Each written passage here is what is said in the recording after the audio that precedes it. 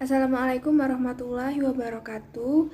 Perkenalkan, nama saya Tiara Putri Pertiwi dengan NIM C0D021042. Di sini saya akan mempresentasikan mengenai konsep aktiva tetap dalam akuntansi perpajakan. Aktiva tetap, aktiva itu sama saja dengan aset. Jadi aset tetap adalah aktiva tetap berwujud yang mempunyai nilai guna ekonomis jangka panjang. Dimiliki perusahaan untuk menjalankan operasi guna menunjang perusahaan dalam mencapai tujuan dan dimiliki perusahaan tidak untuk dijual kembali agar diperoleh laba atas penjualan tersebut. Dengan demikian, segala yang berhubungan dengan akuntansi aktiva haruslah ditangani sebaik-baiknya. Menurut PSAK nomor 16, masalah utama dalam akuntansi aktiva tetap adalah penentuan harga perolehan, penyusutan, pelakuan terhadap pengeluaran setelah masa perolehan, penghapusan dan penarikan aktiva tetap, serta penyajian aktiva tetap di dalam laporan keuangan. Aktiva tetap setiap sumber daya ekonomis yang dimiliki oleh perusahaan untuk memperoleh keuntungan di kemudian hari. Aktiva perusahaan dibedakan menjadi 3 macam, yaitu ada aktiva lancar dan aktiva tetap. Aktiva tetap adalah suatu perusahaan yang sifatnya tetap atau permanen yang digunakan dalam operasi-operasi menyelenggarakan suatu perusahaan. Aktiva tetap disebut juga dengan istilah fixed asset, yaitu aset yang dikategorikan sebagai investasi jangka panjang dan didepresiasikan kecuali tanah, dan dalam proses konstruksi dapat digunakan untuk aktivitas usaha. Contohnya aktiva tetap adalah barang-barang tak bergerak seperti rumah, kendaraan, tempat usaha, dan sebagainya. Karakteristik aktiva tetap: usia manfaat lebih dari 1 tahun. Yang kedua, diperoleh dan digunakan untuk operasi perusahaan. Yang ketiga, bersifat permanen. Dan yang keempat, tidak dimaksudkan untuk dijual belikan. Jenis-jenis aktiva tetap ada 2, yaitu aktiva tetap, aktiva berwujud dan aktiva tidak berwujud. Aktiva tetap berwujud atau aktiva yang wujud fungsinya dapat kita lihat. Contohnya adalah tanah, properti, peralatan, mesin, dan pertambangan. Aktiva tetap berwujud dibagi menjadi 2 kategori, yaitu ada aktiva tetap berwujud yang tidak dapat disusutkan, yaitu tanah, dan aktiva tetap berwujud yang dapat disusutkan seperti gedung, peralatan, dan mesin.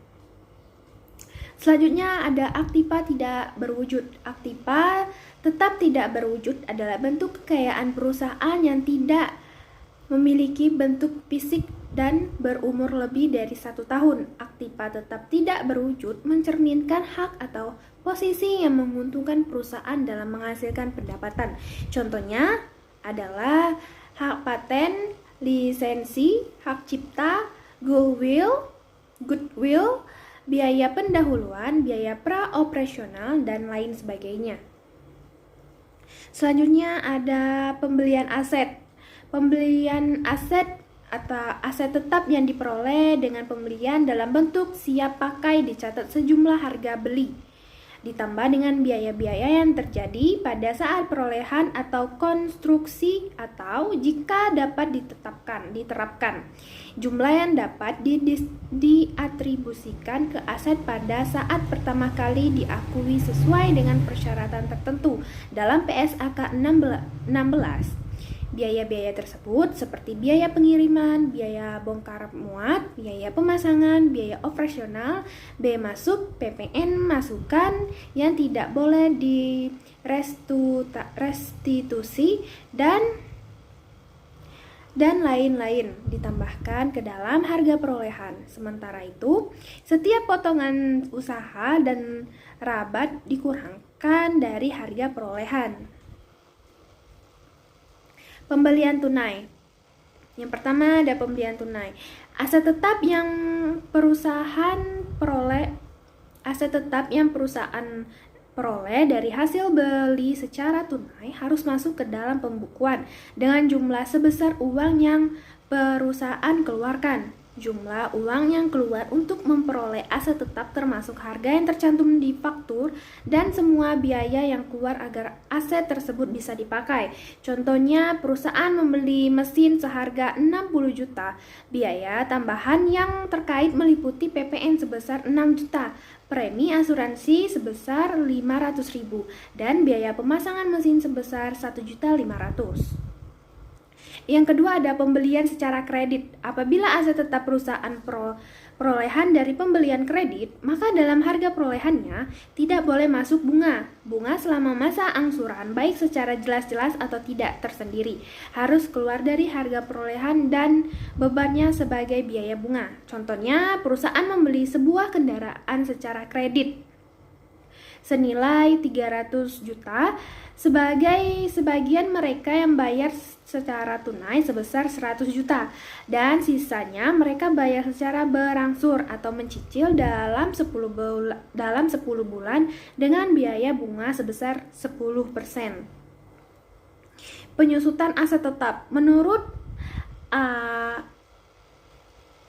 LAA 2007 dalam PSAK 16, penyusutan adalah akta sistematis jumlah yang dapat disusutkan dari suatu aset selama umur manfaatnya. Menurut PSAK 16 tersebut, jumlah yang dapat disusutkan adalah jumlah tercatat atau baik mengikuti model bayar maupun model revaluasi, dikurangi dengan nilai residu aset yang bersangkutan.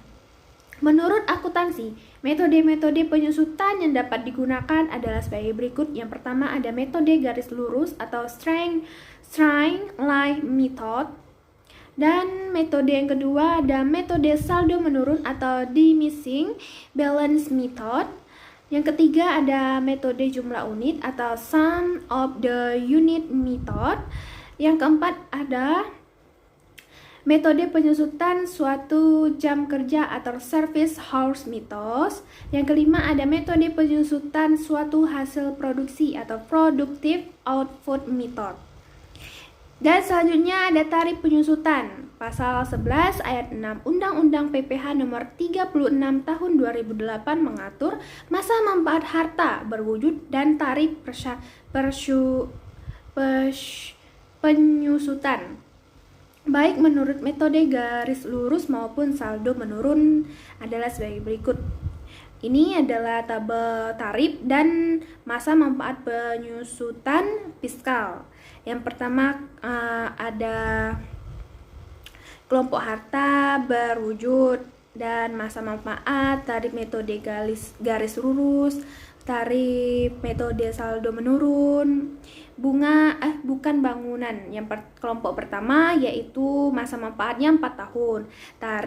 Tarifnya senilai 25%. Tarif metode menurunnya adalah 50%. Kelompok 2 yaitu 8 tahun. Tarif metode garis lurusnya adalah 12,5% dan tarif metode saldo menurunnya 25%. Dan kelompok 3 ada masa manfaat 16 tahun. Tarif metode garis lurus 6,25%, tarif metode saldo menurunnya adalah 12,5%. Selanjutnya ada yang kelompok keempat yaitu masa manfaat 20 tahun. Tarif metode garis lurusnya 5% dan tarif metode saldo menurunnya senilai 10%. 2. Bangunan tidak permanen. Bangunan yang tidak permanen masa manfaat 10 tahun. Tarif metode garis lurus sebesar 10%. Dan bangunan yang permanen masa manfaat 20 tahun, tarif metode garis lurus senilai 5%. Bangunan permanen dan tidak permanen itu tidak dikenakan tarif metode saldo menurun. Penjualan aset tetap. Penjualan aset tetap adalah penagihan aset tetap dari suatu entitas ke entitas lainnya. Penerimaan transfer memperoleh kepemilikan aset atau transferor mengikuti keuntungan atau kerugian atas penjualan tersebut. Dan keuntungan atau kerugian didasarkan pada perbedaan antara nilai buku, aset, dan nilai pasar wajar. Ada beberapa hal yang perlu dipertimbangkan saat menjual aset tetap. Yang pertama ada nilai buku aset. Ini adalah jumlah aset yang tercantum di neraca. Pertimbangan kedua adalah nilai pasar. Dan yang kedua ada nilai aset jika dijual di pasar terbuka atau pasar terbuka. Dan yang ketiga ada keuntungan atau kerugian atas penjualan. Keuntungan penjualan aset tetap adalah jumlah kelebihan hasil penjualan yang diterima perusahaan lebih dari nilai buku. Ini akan berdampak pada laporan laba rugi sebagai pendapat lain-lain dan itu tidak mencerminkan kinerja bisnis. Selanjutnya ada metode untuk menentukan nilai penjualan aset. Yang pertama ada metode garis lurus. Adalah rumus untuk menghitung penyusutan aset. Pertama, temukan biaya awal aset dan nilai sisanya. Yang kedua ada menggunakan metode saldo menurun ganda. Membentuk perusahaan menentukan sebagaimana nilai aset terdepresiasi dari waktu ke waktu. Untuk menentukan nilai pelepasan dengan menggunakan metode ini, pertama-tama bagi 1 dengan masa manfaat aset, kemudian dikalikan dengan kalikan hasilnya dengan 2. Contoh kasus dalam membuat jurnal penjualan aset. Sebagai contoh, PT ABC memiliki mobil yang dibeli seharga 50 juta rupiah dengan akumulasi penyusutan saat ini adalah 20 juta rupiah. Perusahaan telah menjual mobil ini seharga 35 juta rupiah secara tunai. Harap siapkan entry jurnal untuk keuntungan atas penjualan aset tetap PT ABC. Memutuskan untuk menjual mobil seharga 35, sementara nilai bukunya adalah 30 juta. Jadi 50 juta rupiah dikurangkan dengan 20 juta rupiah. Hasil penjualan lebih tinggi dari nilai buku, sehingga perusahaan mendapatkan keuntungan dari penjualan aset tetap. Keuntungan penjualan aset tetap adalah 35 juta dikurangi 5 atau 50 juta dikurang aset tetap, keuntungan aset tetap penjualan adalah 35 juta atau 50 juta dikurangi dengan 20 juta sama dengan keuntungan 5 juta. Setelah itu perusahaan harus mencatat penerimaan kas sebesar 35 juta dan mengeliminasi biaya aset tetap sebesar 50 juta, akumulasi penyusutan sebesar 20 juta, dan keuntungan adalah 5 juta. Akun yang pertama di sini ada tercantum jurnalnya, yaitu akun yang ada uang, akumulasi penyusutan, aset tetap, biaya, dan keuntungan dari penjualan aset tetap atau jumlah. Yang pertama uang berada di debit, akumulasi penyusutannya berada di debit senilai 20 juta, uang tadi 35 juta, aset tetap biaya ada di kredit senilai 50 juta. Keuntungan dari penjualan aset tetap yaitu ada di kredit senilai 5 juta rupiah.